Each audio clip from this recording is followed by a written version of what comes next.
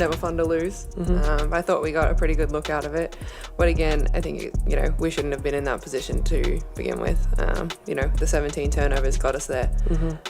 So yeah, we shouldn't have even been there. But 11 seconds left. No timeout. Down by 1. Indiana had the ball and the comeback of the season in their hands. But in one rushed play, it slipped away. What's the reaction been from you guys, the players, the coaches, to losing Sid and Ari? Yeah, first and foremost, just brokenhearted for them. A questionable shot, a late whistle, and a coach second-guessing herself after the buzzer. So, how did the Fever even get here? To understand that final moment, you've got to look at the weeks leading up to it. This wasn't just a bad break in one game. It was the breaking point of a season-long storm. Caitlin Clark had already been out with a groin injury. Then in one brutal night against Phoenix, the Fever lost not 1, but 2 more point guards. Sydney Colson tore her ACL. Ari McDonald fractured her foot. Both done for the year. In one night, Indiana's entire backcourt collapsed. No floor general. No one to calm possessions. No one to break pressure when the game got ugly. The front office had no choice but to grab veteran Odyssey Sims on an emergency contract. There to share the wealth in that regard. Boston was pushed down. 7 to shoot. Boston methodical. On her take. She barely had 24 hours to learn the playbook before being thrown onto the court. And it showed hesitation, mistiming, and a debut where she looked like someone just trying to survive. That left only one option. Kelsey Mitchell, the team's most natural scorer, had to become their full-time ball handler. But that shift came with a cost. Mitchell has always been the bucket getter. Catch the ball, attack the rim, hit big shots. That's her lane. But suddenly, every single possession started in her hands. She had to bring the ball up through traps, run the sets, and still be the one to finish plays. Behind by 6 in the quarter. Then Sydney Colson, as Aaliyah Boston has an extended conversation with the officials. And then is gonna... And yet, somehow, she kept them alive. 24 points, 6 rebounds, 4 threes. She carried the Fever through sheer willpower. Even as Dallas sent double teams, even as defenders wore her down, she found ways to score. But it wasn't free. Every trip up the floor drained her.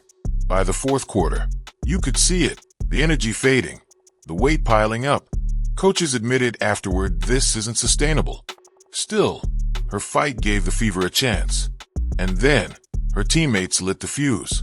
Did you feel like was so clunky or disjointed on that end of the floor? I think it got better as the game went on, but I think just starting... Then came the spark. Down double digits in the fourth, Indiana's bench refused to fold. Sophie Cunningham drilled jumper after jumper, barking at officials, diving on the floor, and giving the Fever life when it looked over. She finished with 14, but every basket felt like it came with extra weight. Chloe Bibby, 12 minutes, 11 points, and perfect from deep. 3 threes, each one louder than the last. One of them stopped the Dallas run cold and forced a timeout. You could feel the crowd shift back on Indiana's side. Inside, Natasha Howard owned the paint with a 12 and 12 double-double, swatting shots and making Dallas work for everything. And Aaliyah Boston? She battled through heavy contact for 14 tough points, forcing Dallas to respect the post even when the perimeter wasn't falling. It all came together in a 25-4 run. 25-4. A game that looked finished was suddenly right there for the taking. The Fever had flipped the script, had the momentum, and had the win sitting in their hands. But the way it ended? That's the part no one could believe.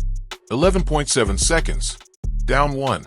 Indiana grabbed the rebound, chance to steal the game.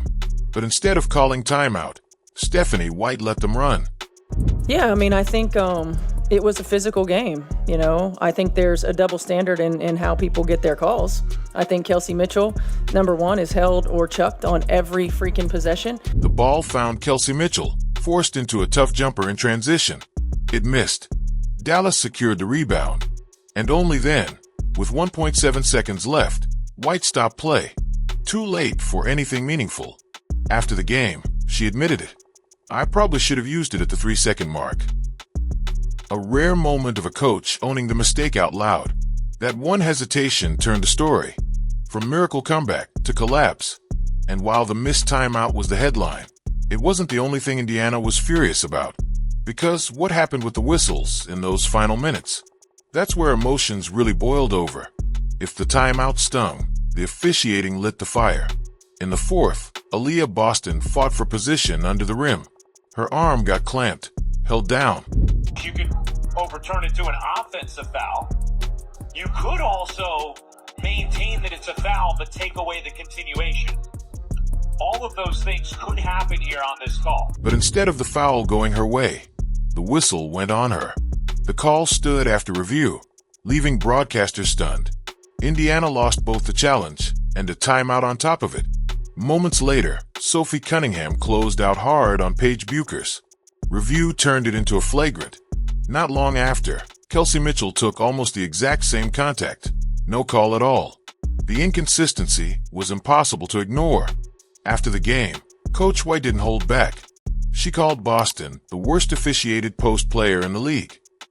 She said Mitchell gets held on every freaking possession and never gets whistles. Her words were blunt, fiery, and echoed what Fever fans had been saying all season. Even Caitlin Clark, in street clothes, made her feelings clear. After the final buzzer, she clapped directly toward the ref, a silent protest that instantly went viral. Chloe, you were on the floor during that late third stretch when the Wings went on that run. What did you see that went sideways for you guys in that stretch? We were just turning over the ball. The Fever felt robbed, and the frustration showed on every face. But for Boston, the message was short and sharp. We need better focus. A line that cut two ways, part self-critique, part shot at the way the game was called. And the timing couldn't be worse. The loss dropped Indiana to 18-15, sliding them into sixth place. Every game left on the schedule suddenly matters, with the playoff race tightening and no cushion to fall back on. The Fever need wins, but they also need their star. Caitlin Clark is still rehabbing her groin injury, not yet back in practice. The team insists she'll return within weeks, but no exact date has been set. Fans are already circling late September as the possible window, but until then, Indiana is running on fumes. After review, we have no illegal conduct by Euro, so the call will stand as confirmed. It's a dangerous balance. Too much weight on Mitchell, too many minutes patched together in the backcourt, and every possession in these final games could decide whether the Fever climb or collapse. But sometimes, pressure doesn't just expose teams, it transforms them. Boston's two words said it all. We need better focus. Simple but loaded. For some, it sounded like a call to her teammates. For others, a dig at the refs. Maybe it was both. Inside the locker room, the message was clear.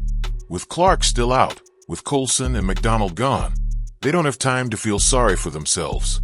Players said it outright. Play for Sid and Ari. Honor the teammates who can't be out there by fighting for every loose ball. Yeah, I mean, I want her to just do what she's been doing. You know, she's been excellent all year long. She's been efficient all year long. Her decision-making has been on point all year long. Every stop, every possession. The Fever know they can scrap with anyone. They just proved it with a 25-4 run against Dallas. But they also know late game execution and blown calls have cost them more than one winnable game. That's the thin line they're walking. Now, every matchup left is more than just a regular season game. It's a test of whether this team has the focus to lock in, block out the noise, and push into the playoffs. Because the truth is, 11 seconds didn't just decide one night. It may decide the season. So now the questions hang in the air. Should Stephanie White have burned that timeout right away? Did the whistles really change the outcome? Or was it just a tough night in a physical game? And most of all, when Caitlin Clark finally returns, will it be in time to save the Fever season? What's certain is this. Indiana had Dallas on the ropes. They fought back from double digits. They had the ball, and they had the chance. Mitchell trying to create with 5 to shoot. Mitchell through the lane. Now to scoop it in. And it's a 1-point game. But 11 seconds, one decision, and a handful of whistles turned it into a heartbreak. One game doesn't define a season, but this one might just decide how we remember it. Comment down below. Was this loss on coaching, officiating, or execution? And don't forget to like, subscribe, and turn on notifications so you never miss the next breakdown. When the buzzer sounded, the loss didn't just stay inside the arena. It spread online almost instantly. Fans grabbed their phones, clipped the final play, and started posting their thoughts within seconds. Twitter, Instagram, TikTok, everywhere you looked, people were replaying that last possession. Some fans were furious at Coach Stephanie White. They argued that she should have called the timeout as soon as Indiana got the rebound. Others said Mitchell should have driven to the rim instead of pulling up for a contested jumper. And then there were fans who focused on the referees, pointing to missed calls earlier in the fourth quarter and saying the Fever never even had a fair chance. Just excited. I mean, I know that Indiana is a great organization, and just to be a part of it and just to be here with the great players that I'm going to be playing with, I mean, this is a great opportunity. I'm just happy to be here. The debates weren't calm. They were heated. Hashtags blaming the refs began to trend locally, with fans sharing slow-motion replays of Boston getting whistled when her arm was clearly held. The clip of Caitlin Clark clapping hard toward the officials after the buzzer quickly went viral. People outside Indiana, even casual WNBA fans, started joining the conversation, adding their own takes on what went wrong. In the end, the emotions of the crowd didn't fade when the game ended. They only grew stronger. For Indiana fans, it wasn't just another loss. It felt like a robbery, like something was stolen in those last seconds. And when fans feel that way, the story rarely stays quiet. And fans weren't the only ones reacting. The media picked up on the drama too. By the next morning, every sports show and podcast had the Fever loss on their rundown. Clips of the final possession were played over and over. Analysts froze the screen, circled Mitchell's shot attempt, and debated what should have happened. On one show, a panel argued that White's choice not to call timeout was coaching malpractice. On another, former players defended her, saying she wanted to attack in transition before Dallas could set up its defense. Some media voices focused on Mitchell, saying she settled for a jumper instead of attacking the paint. Others hammered the refs, pointing out that inconsistent whistles had been a storyline all night. It wasn't just the X's and O's, though. The national coverage changed the way people were talking about Indiana as a whole. A few weeks ago, the Fever were being praised for their resilience, for battling through injuries, staying in the playoff picture, and growing as a young team. But after this game, headlines shifted. Now the narrative was, Indiana doesn't know how to close games. That's the kind of label that can stick, especially with the playoffs around the corner. Players always say they don't pay attention to outside noise. But in today's world, it's impossible not to notice when your name is trending and your mistakes are being dissected on national television. For the Fever, the loss wasn't just felt in the standings. It was felt in the way people now talked about them. And when that kind of pressure builds, it usually falls first on the head coach. For Coach Stephanie White, this game turned into more than just another result in the win-loss column. It became personal. Coaches rarely admit their mistakes publicly, but after the game, White did. She told reporters, "I probably should have called it at the 3-second mark." It was an honest answer, but honesty doesn't always make things easier. Some people praised her for taking responsibility. They said it showed leadership to own the decision instead of blaming players or referees. But others saw it differently. Critics argued that a coach at this level can't afford that kind of slip in a key moment. They said it exposed her as indecisive, and they questioned whether she had the command needed for a deep playoff run. Online, the conversation started to snowball. Rumors began floating around that White's job might not be safe if the Fever failed to make the playoffs. Sports radio hosts debated if Indiana's front office would start looking at other options in the offseason. Even though much of it was speculation, the noise was out there, and everyone inside the team heard it. The reality, though, is more complicated. White has held this group together through injuries that would sink most teams. She's navigated a season without Clark for months, lost 2 more point guards in one night, and still kept the Fever in playoff position. Many players have praised her for keeping the locker room connected and competitive when things could have easily fallen apart. But in sports, results speak louder than context. And in the eyes of fans and media, that one possession, 11 seconds, no timeout, will follow her until Indiana proves they can close out games when it matters most. And when the opponent is a rival like Dallas, the pain cuts even deeper. The Fever don't have time to sit in their frustration. The playoff race is too tight, and the schedule doesn't forgive mistakes. In the locker room, veterans have already started preaching resilience. Natasha Howard has said openly that the team has to play for Sid and Ari, honoring their injured teammates by fighting harder every night. Younger players like Bibby talk about how these close battles are teaching them what playoff basketball feels like. The truth is, Indiana has already proven something. They won't quit. A 25-4 run against Dallas without their top three-point guards is proof enough. But proving fight isn't the same as proving wins. And at this point in the season, no one remembers the fight if you don't finish the job. That's what makes the road ahead so fascinating.